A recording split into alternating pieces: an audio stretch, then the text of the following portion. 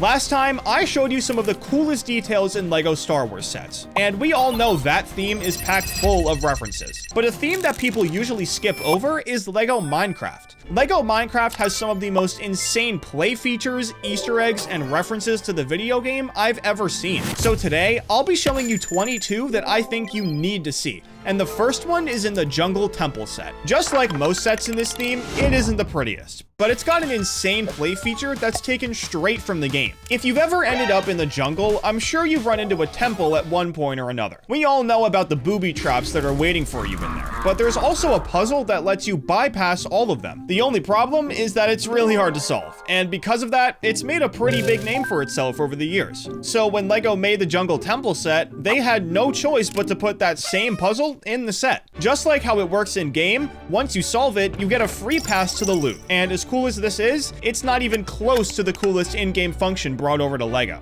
That one's in the Ocean Monument set.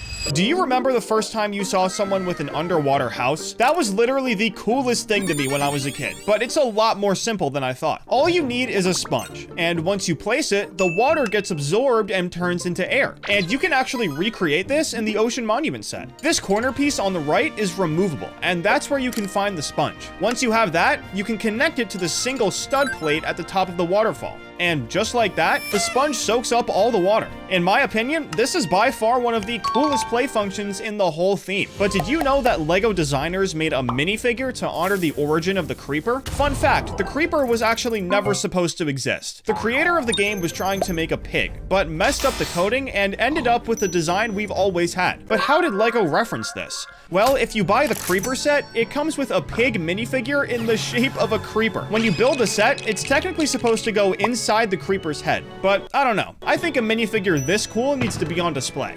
Speaking of displaying LEGO, did you know that the most famous Minecraft sets can be built in a bunch of different ways? You can do it with the bee farm, the abandoned mine, the first night, but there's one set in particular that's really well known for it, the Bedrock Adventures set. LEGO even made a video about it on their channel, but the fact that this set can do this isn't what I want to tell you about. This is a video about small details, remember? What I want to tell you is that you can find every ore from the overworld in this set, and before you kill me, it came out in 2018, so there were a lot less ores back then. LEGO hardly advertised this. All they did was show a picture of Steve with all 7 of them. But when this set came out, it was literally the only one in LEGO Minecraft that had all of them. If you think this is exclusive though, just wait until you hear what's in the End Battle set. At first glance, this set really doesn't look like much. And honestly, it isn't. But the exclusive part about it is all in one brick. Literally. Every single one of these sets came with a brick that had a 25-digit code on it. And when you entered the code online, you'd unlock a skin in-game that looks just like the minifigure from the set. So yeah, the set's pretty small. But LEGO literally gave you a skin just for buying it. Isn't that sick? I gotta say though, the skin is literally the only reason I'd buy it. So it's a good thing LEGO made the Ender Dragon set to make up for it. This one has 3 times the amount of pieces, and everything actually looks really good. But I'm not just here to compliment it. There's one small thing that sets it apart from the End Battle set. You know how when you fight the Ender Dragon, the End Crystals light up and start healing him in the middle of the fight? Well, the Ender Dragon set comes with a light brick, and even though it's only one of them, you can make an End Crystal light up, just like how they do in the game. This isn't the only set with this special brick in it either. The Mountain Cave set has one too, and it's full of stuff that lights up. Now, unfortunately, LEGO only gives you one of these light bricks, so you can't have all of this stuff lit up at the same time. But let me show you just how many there really are. Number 1, a furnace. There's one sitting inside the bedroom at the top of the set, and if you put the light brick in the side of the mountain, you can light it up and make it look like it's actually cooking something. Number 2, the spider spawner. Down in the cave, there's a little spider spawner. For this one, all you have to do is put it in behind the spawner, and voila, it lights up. Number 3,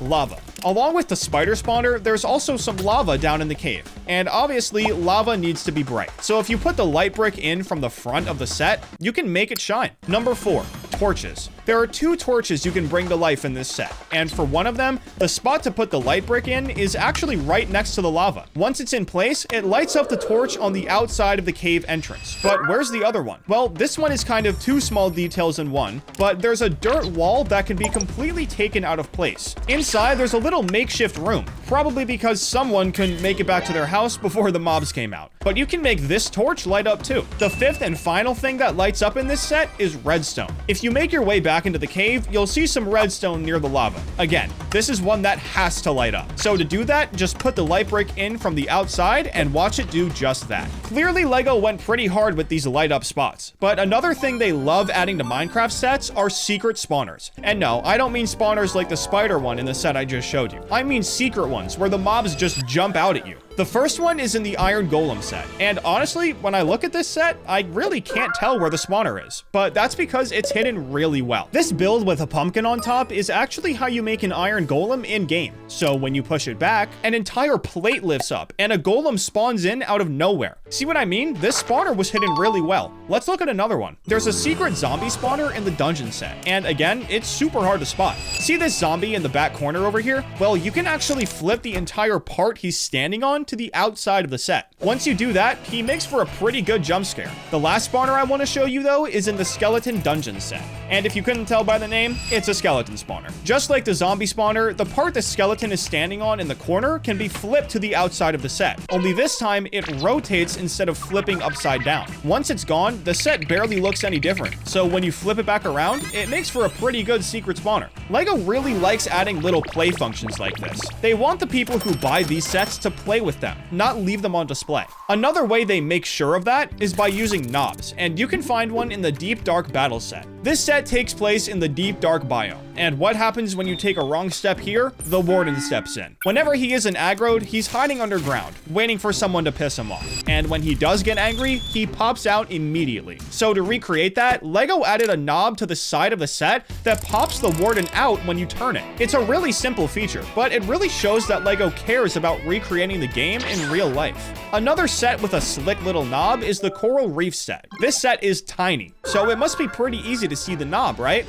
Well, not exactly. It's kind of hiding in plain sight, unlike the one for the Warden. I mean, that one's basically begging you to turn it. This one is a color-matched round brick on the side of the yellow archway, and when you turn it, a chest hiding in the coral slides out. It's nothing too special, but even in a set that only has 92 pieces, you still get a really cool play feature. At the end of the day, though, LEGO's still pretty selfish, because even in the Minecraft theme, they couldn't help but slip in a reference to themselves. It's hiding in the Enderman Tower set, and just like the pig in the Creeper set, this one's hidden in the minifigures. Wait a minute, let's look at these minifigs. These two guys don't look like anybody. They just look like random Minecraft skins. Well, that's because this reference is really hard to know about. Basically, this minifigure right here is actually supposed to be Nick Bluetooth, the main character from everyone's favorite theme, Galador.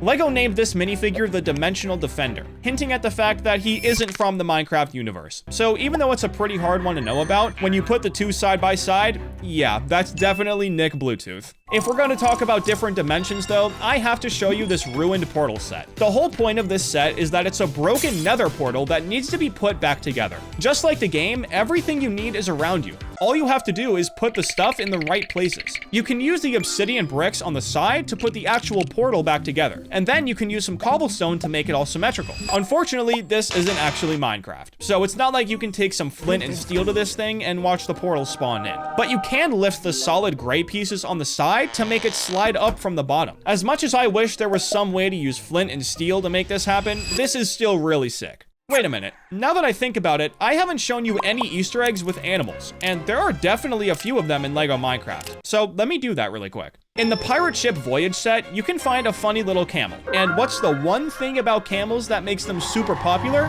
They can go a really long time without water. Like, a really long time. So because of that, LEGO added a blue 2x4 brick on the inside of its body. Oh, and just so you know, camels don't technically store water in their humps. So no, LEGO should not have had little blue studs to represent it. Anyways, another set with an animal Easter egg is the Gas Balloon Village Attack set. Now, there's a lot going on in this set, including the fact that LEGO had to use tensegrity, which is awesome, but that's not what we're here for. See this giant chicken over here? Well, if you pull on its beak, an egg will pop out underneath it. I don't think you need to pull on a chicken's beak to make them lay eggs, so don't go trying this in real life or anything. But hey, it makes for a funny Easter egg. The last animal Easter egg I want to show you though is in the Wolf Stronghold set. Now, when you hit a wolf in Minecraft, its eyes turn all red and it starts aggroing you. A lot of different mobs do this if you hit them, but the thing I want you to focus on here are the red eyes. The Wolf Stronghold has a giant wolf at the top of it, and if you want to aggro it, you can take his eyes eyes and turn them around. Then you'll end up with those red eyes you get when you pick a fight with one in-game. Out of all the animal Easter eggs I just showed you, this one is probably the coolest. Not only is it accurate to the game, but it changes the entire atmosphere of the set. Okay, there's one last detail I want to show you, and to make sure we end with a bang, I want to show you something hidden deep inside the crafting table set. Now, before you get disappointed, don't worry, I'm not just going to tell you about the tiles Easter egg underneath all the biomes. Mine goes deeper than that. Literally. You have to take apart the entire set to see it.